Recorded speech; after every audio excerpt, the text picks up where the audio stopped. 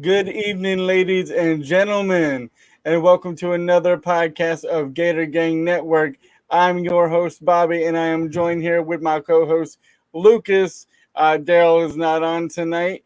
Um, but make sure y'all like and subscribe to the YouTube channel. Your camera went out. I Your don't know camera what's went out, going on buddy. with my mic or with my webcam right now, but let's see if I can get it back going. But I can still be heard, so that's all that really needs to be said.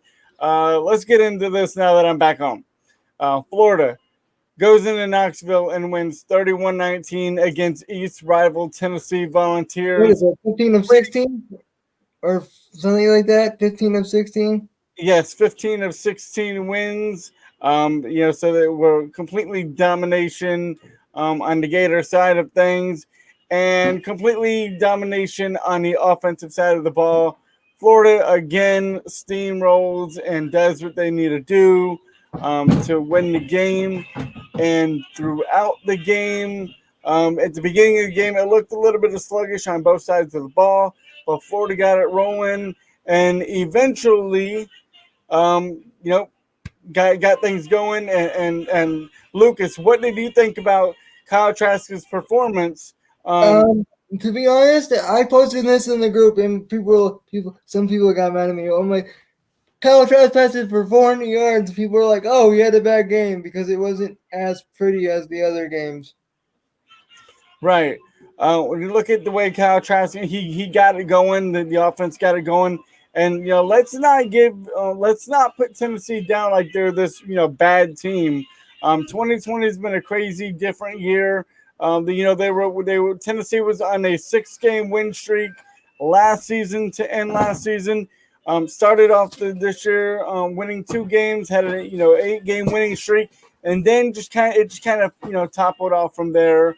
Florida or Tennessee just couldn't get it together, and they are who they are, but they are very competitive. They try to stay in the game, and we got to remember to give credit to Tennessee because they did try. They did play a game.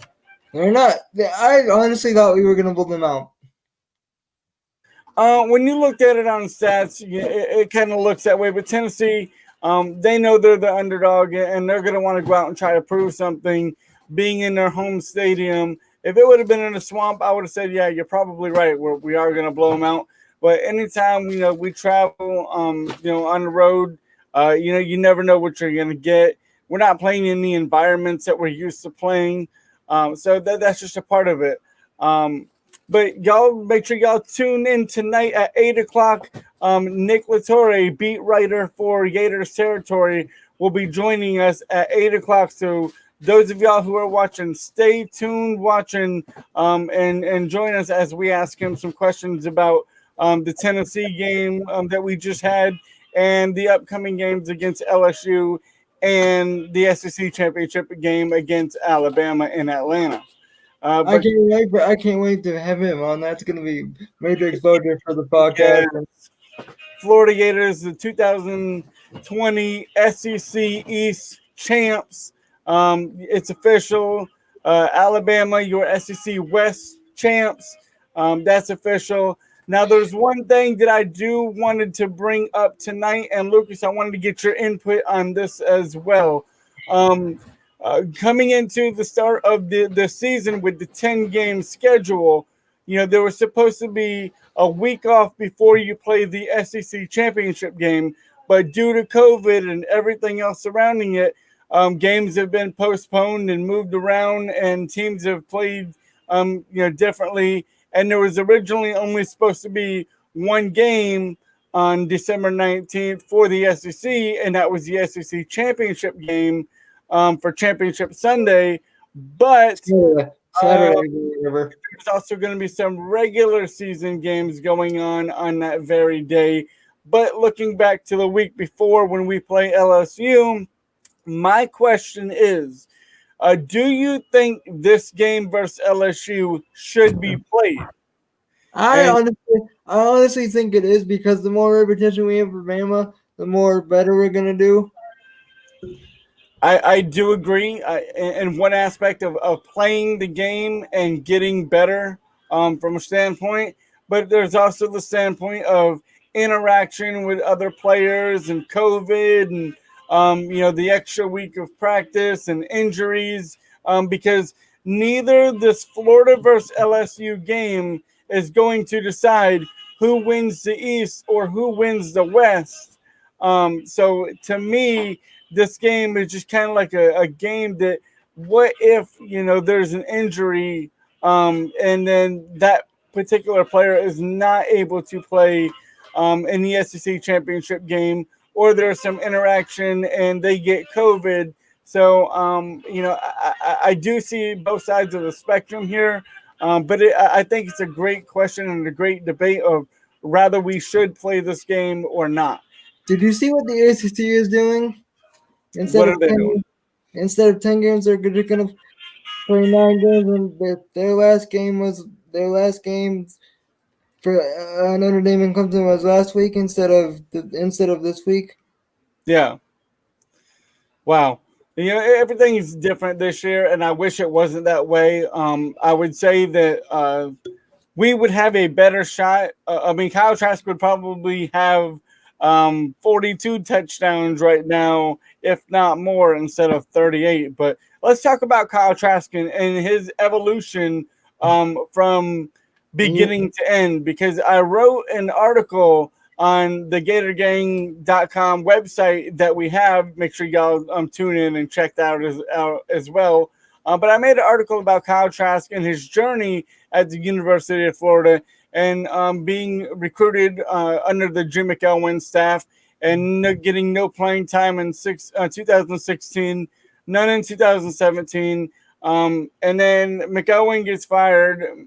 Dan Mullen comes in 2018, and Kyle Trask starts to see a little playing time here and there, and then sees significant playing time in the Missouri game, which he did really well in for first start. I think it was like 10 for 18, 126 yards, 2 touchdowns, 2 interceptions. And then the week after he was supposed to start, then he broke his foot. Yes, and then he was going to get the start versus South Carolina, and then during game week he breaks his foot. And then we all know how that we all know finishes off the season, and Florida goes to a New Year's Six Bowl and wins. And then coming into the 2019 season, Dan Mullen went with Felipe Franks because it looked like he was building some rhythm off of the 2018 season. And then in the Kentucky game, Felipe Franks goes out. Kyle Trask comes in. Florida's down 11 points. And Kyle Trask, he drove us down the field and got us back in the game, and we eventually came away with the win. But Kyle Trask is nothing but a winner in my book, and he's done great things, and I think he stands a good chance of winning the Heisman. Yeah, that's another thing I wanted to get into. I know we talked about this last week's episode, but you're gone, Bobby. It's all right. Keep going. On last week's episode, but I think he can still win it, even if he loses the game, even if he outplays Mac Jones. It's just got to be in a close game. I want your take for the audience. I know we talked about it before the show, but I think Kyle Trask and the Gators, they have to come away with the win, and Kyle Trask has to perform better for him to win it. If the Gators do not win the game and Kyle Trask and they lose a close game, but Kyle Trask plays better than Mac Jones, I believe Kyle Trask will still get the nod because he is up by a significant amount of touchdowns, and the play is about the same of the strength of schedule, so that's going to be tightly contested. He's only got 3 interceptions, and I don't know how much Mac has, but he has 3 as well. They both have 3 interceptions on the season, but Kyle Trask has 38 touchdowns, and Mac Jones has 27 touchdowns. So it's an 11 touchdown lead. And so that's another thing I wanted to get into. I don't mean to cut you off, but he's 1 away from tying Danny, and 2 away from setting the record. And that's one hell of a record when you look at the quarterbacks that Florida has had, from Danny Warfel to Rex Grossman to Chris Leak to Tim Tebow to the greats that we have now of Kyle the Heisman Trask, because I think he's deserves it so much. I mean, you might as well give it to him now. Even in this past game against Tennessee, he even had a pooch punt that landed inside the 5-yard line. I I wanted to don't get know your about take you, on but what you thought about that. I don't know about you, but I thought the first thing I thought about was Steve Spurrier versus Auburn in 1966. I thought about the same thing, and I do want to say that is why Dan Mullen put that in the game plan for him to do. If the game was open and a big enough chance for him to do it, to pull out that stop, I thought it was pretty cool. Kyle Trask had fun with it. They showed him on the sideline after that play, and he was having some fun with that. But it's one of those things that Florida is really rolling on the offensive side of the ball, but defensively, I want to say that we start out the game pretty bad, but we get it going. And the one thing I want to say is on third down conversion, our Florida offense is completing 51% on the season, going 53 for 103, but we only give up 38.1% on third down. Our third down defense, I'm giving out 48 for 126. So, as bad as we kind of look sometimes, we're not as bad as what we think that they look, but they get it together in the second half and they play. But here's the thing that I'm seeing that I think a lot of other people will agree with, and I'm gonna get your take on this as well. Florida's defense, when they have a lead, the defense plays a lot loose, and they can get after the quarterback, and they can play that Todd Grantham defense because they have the lead. And Todd Grantham's defense is a risk and reward defense. It's really risky and can pay off big, or it can bite you when teams are able to get around it and have a quick play. But when we play with a lead, we play defensively a whole lot better. I don't mean to cut you off, but Nick is finishing up with the players now. Again, you should be on here in a couple minutes. Awesome. It'll be great to have those of y'all who are watching. Again, we're having Nick Latore, beat writer with Gators Territory, on the show tonight here at 8 o'clock. So y'all tune in and join us when he comes in with us. We will bring him live and ask him a few questions about the previous game and the 2 weeks to come. And we'll just see how what we can do this week against LSU, because it's a game that we lost last year. I don't mean to cut you off, but I personally don't think LSU is going to score a lot because their quarterback. I think they're still starting the freshman quarterback. Can somebody correct me on that if I'm wrong? Yeah, LSU's they've had some rotation in quarterback, but whoever regardless of whoever they start, the Florida defense should have a pretty good day. I actually thought we would have a pretty good day on defense versus Tennessee and get some turnovers, but that game ended up being turnover free. Which is kind of surprising. It really was, because playing a freshman quarterback, I just didn't think that. I will say this: the freshman quarterback played way better than I thought he would. He did, and we got to give credit where credit's due when young players come in and play well, because these are just college athletes. They just go out and play, and they play hard, and it's an SEC schedule. And Florida's defense, we're tied first in the SEC East in sacks, tied with Georgia. So we can get after the quarterback. We can put pressure on him. And he did a very good job. From time to time, he had his moments where he was playing really good, and he had his moments where he was getting sacked, and Florida was causing havoc, but couldn't get a turnover. But that you have those games, but. The one thing that I wanted to get into about the offense was, do you think the defense is a concern? I'm personally concerned with the defense. I'll tell you one thing. I'm concerned with the running game right now. We only had one rushing yard for the first half. I think it was like 28 yards for the whole game. Yeah, we finished with 29 yards for the whole game. And you take away. Hold on.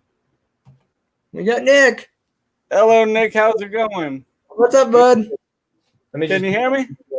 Yeah, I'm just plugging my earphones in for y'all. All right, I can hear you. Everybody, this is Nick with Torre from Beat Writer with Gators Territory joining us tonight. Thank you, Nick, for taking the time to join us on the podcast tonight. I wanted to ask you on what your thoughts of Kyle Trask and his journey with the University of Florida. Man, I mean, you couldn't sell this story to like a Hollywood movie producer. A backup in high school. He had like a couple opportunities that he might have gotten a chance, and then gets hurt both times when other quarterbacks were struggling, and then just thrown into it against Kentucky last year, and then takes Florida to a New Year's Six Bowl this year. I mean, not only having a great year, but breaking national records, breaking school records. So just an incredible journey. I can tell you, I would not have been as disciplined as Kyle Trask. I would have been having a lot of fun in Gainesville as the backup quarterback with no chance to play on Saturday. And you can just tell that he wasn't doing that he was preparing every week as a starter, or else he wouldn't have been able to, perform the way he has. Exactly. I mean, he's had a journey that was came in under the McElwain era and didn't see his first playing time until under Dan Mullen. And like you said, would have gotten several chances to get the start and the play. But, before the South Carolina game, broke his foot, wasn't able to start there. And then gets thrown into a game versus Kentucky where, the Gators are down 11 points. And I'm sure I can speak for all of us when we all held our breath when Felipe Franks went out with that injury, because you never want to see any player from the Gators or any opposing team have a season-ending injury that derails them. Yeah, obviously, and that's his friend. Also, you don't want to see your friend get hurt, but to get the opportunity and to make the most of it the way he has, I think that's really impressive. I mean, he said it himself on the Feinbaum show. He almost had his degree from the University of Florida before he started a game. And now we're talking, semifinalists like the Maxwell, a Heisman candidate. Like it's just an unbelievable story. Exactly. His dedication, his loyalty, his commitment was all to the University of Florida. And for him to be in the spotlight that he's in and Heisman frontrunner in a 2020 season that, as I have alluded to several times, that this is an all SEC schedule. There's no cupcake games, and you're going to get everybody's best shot when you're playing as great as Kyle Trask is, because they want to knock Kyle Trask, off that pedestal. And we heard Kentucky say that they wanted to do that and shut down Kyle Pitts. And that's another thing that I wanted to ask you about Kyle Pitts is, how do you think he's emerged as a player? And I think that he's going to be playing on NFL Sundays. Yeah, he's going to be getting paid to play football. He's going to be getting paid to play football for sure. I mean, this is a kid that I remember when he first got to campus, he was only working with the wide receivers, and we thought he was a tight end. And for like a year and a half, we didn't know when writing about him what even position to say. And now he might be a tight end, but I mean, he's as good as a receiver as he is tight end, up for the Blitnikoff award, which goes to the best receiver. Absolutely, the best tight end in the country. Yeah. I think if the Mackey Award goes to anybody other than Kyle Pitts, I think we just need to get rid of the award because it's not going to the right person. Right. Florida. Florida's. How do you feel about? Do you think the run game is a concern? Against Tennessee, Kentucky, Vanderbilt, no. Against Alabama, maybe. Florida was one-dimensional against Tennessee, but I think that's the first time this season where I've looked at them and been like, okay, they're really one-dimensional because they didn't even try to run the ball. If you take out 1 yard in the entire first half. Yeah, if you take out, the end around to Cope and you take out some of the sacks and stuff, they really just weren't even attempting to run the football, and it didn't matter because they could throw the ball all over the place. Now, Alabama's defense has kind of picked things up ever since the second half of that Georgia game. And if you're going to be one-dimensional against Alabama, I think you might struggle. But to me, it's not a concern because of how many weapons you have and at such a high level that Kyle Trask is playing. I think you can get by throwing the ball. And to me, if you're that good at throwing the ball and you know that running is your weakness, then you're just wasting plays trying to establish something that you know isn't the strength. Yeah, that makes sense. I agree. I completely agree with you. I mean, Florida's, their offense is rolling, and they have so many weapons. And I'm sure you watched Dan Mullen's press conference today. He kind of downplayed the running game, saying that Tennessee gave them a lot in the passing game, so that's what they took advantage of. Which is true because Kyle Trask was able to get it rolling and find the sweet spots in the defense to have a big day. Yeah, I mean, to me, that'll be a big thing for Alabama. I have such a hard time. We were like asking Dan Mullen, asking the players questions about Alabama all week, and they're like, "Hey, that's not who we play." Right. Like me personally, I've been thinking about Alabama since the Gators beat Georgia, and it's like, I don't know who these other teams are.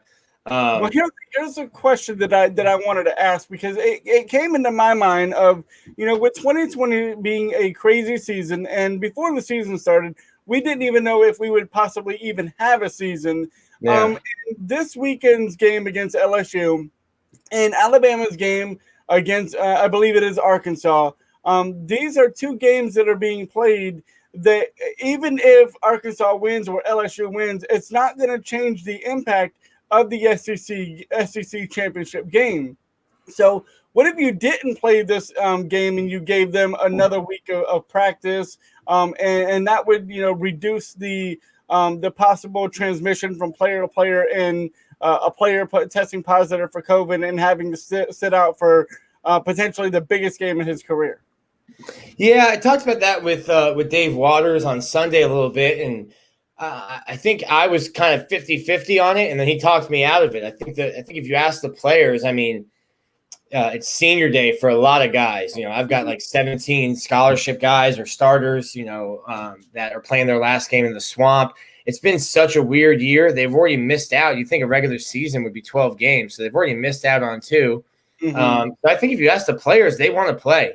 That's really where it changed my mind. And it's like, hey, I'm not the one that's, living out my dream playing at Florida. And if the players want to play, go ahead and play the game.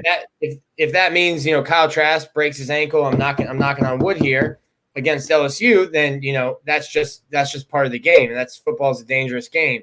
But I think it would be, they've had to go through so much testing and not being able to play in front of their family and their friends and packed stadiums this year. Just give them every opportunity they have to play the game. There's also a lot of guys that'll play or put on a uniform for the last time Saturday. If we canceled that game, you'd have a smaller travel squad for the SEC championship game. So you're taking away, an opportunity for maybe a walk-on who's busted his butt for 4 years to not have the opportunity to put that helmet on one more time. Yeah, I agree in the aspect of your last SEC game in the swamp. That's a big deal. And of course, if you ask the players if they want to play, of course they're going to want to. Especially coming off of last year losing to LSU, but playing them in probably their best game of the whole entire season. So we're going to want to get that revenge. But on the 50-50 side of that, there's a bigger goal at hand. There's bigger stakes at hand. So we always talk about, safety first. And that's where the hand of comes from, being conservative about not playing this game. Yeah, but any game you play, you can get how many scooter injuries have we seen? you can't just like keep the players in their apartments all weekend. But you're making a valid point. It would be safer, and it may ensure that you're as healthy as possible going into Alabama. But then you look at what the ACC is doing, and they canceled Clemson and Notre Dame's game, and now it looks like, okay, well, you just didn't want something bad to happen, and you want your two best teams to get there to the ACC championship, and I think that's a bad look for the ACC. So I see both sides of it. Right. But I'm glad they're playing this week. Nick, Yeah, I have a question that somebody had wrote. Do you think the Florida defense will find its mojo before the big SEC title game? Defense cannot give up these touchdowns early in the game. I thought they found their mojo. I think it was against Missouri. But no, I don't think. I think the defense is. 9 games into the season, I think this is what we see. The defense is what it is, and we got to work around it. Yeah. I think what you put on tape. You are what you put on tape, and they are what we've seen through 9 games this year. They can flash and they can do. And listen, it's not as bad as we all think it is. Like if you go through the numbers, they're not the worst defense. They've been way better since the A&M game, to be honest. We have had our moments. We see the potential there. I believe that the Gators play better when they have a lead. I think Todd Grantham's defense is a risk and reward type of defense, to where it could be really risky in a tight game, but if you have the lead, you can kind of take those risks. Yeah, and that's where 3rd and Grantham comes from. I mean, he's an aggressive coach, calls an aggressive style, and you play with fire, you're going to get burned. But there's give and take to that. Like you go back to the first year, Mississippi State, late in the game, you blitz 8, and Donovan Steiner gets a sack on Nick Fitzgerald. If Steiner, if Fitzgerald breaks that tackle, there's not many people in coverage there, and you might give up a huge play. So that's, the risk reward. Everyone loves how that play ended, but if he blitzes in another 3rd down and long situation and they hit it, now it's, hey, he's terrible. You got to fire him. It's like, you don't say that when the play gets made. And I do get the frustration. Like I'm sitting there in the press box in Knoxville last week wondering, Florida gives up the 2 late touchdowns. I'm thinking, what are we doing here? This game should have been 42-3, 42-7. Like this should have been over already. Now you've got a 31-19 game, but the game is never as close as the final score. The game was never close. The game was never as close as the final score would indicate. We dominated them for pretty much the whole game, besides the last 2 drives. Right. Yeah. Earlier in the season, when we were dealing with our COVID issues and we had some defensive players out, we had some of the younger players in there playing, and they seemed to be playing pretty good. And they stepped up, and I thought that was great. Moving on into the season, because you develop a little more rotation. And we're kind of seeing, with not having a spring and having a limited fall, you kind of have to take these weeks leading into the game, because you can't do everything that you would normally do. So things have had to be tweaked here and there. So you don't get that full, chemistry going, except for when you get into the game. And so you only get 10 games. So you only have 10 tries to get better each and every week. Yep. Yeah. Yeah. And that's, this whole year has been just weird and wacky. And, at first, I didn't even think we were going to play. And I'm glad we have played. Each and every week is a blessing for playing. Games postponed, canceled, all that. I mean, we dealt with it. Coming back from A&M with the outbreak that Florida had, and I mean, in hindsight, looking back at it now, it happened at a good time, as you see these games getting canceled now, and there's no way to make them up. I think it's a minor miracle that other than Texas A&M and Ole Miss was just canceled or postponed, and they don't really have a date to make that up. But other than that, you're going to have every other team in the SEC play 10 games. I think that's incredible. Yeah. I think it's incredible that Florida's gotten all 10 games in, and they're going to get to play an 11th game in Georgia. Exactly. Nick, thank you so much for coming on the show tonight. It was great having you. Thank you so much. It was great having you on. Yeah, keep doing your thing here, man. This is a fun show. Thank you very much. You have a good night. It means everything coming from a guy like you that covers the Gators for every week, that works hard and covers the Gators every week. I'm a big fan of you. I'm just like you guys. I just found someone crazy enough to pay me to do it. That's all. Absolutely. Well, thank you very much, and you have a good night, and go Gators. Appreciate it all. Have a good one. That was Nick Torre from a beat writer with Gators Territory that joined us tonight. We thank him for taking the time out of his One day of the best to. in the biz. One of the best in the biz. Yes, absolutely. But before we let you guys go, you know how we do it. If you ain't a Gator, you must be Gator bait.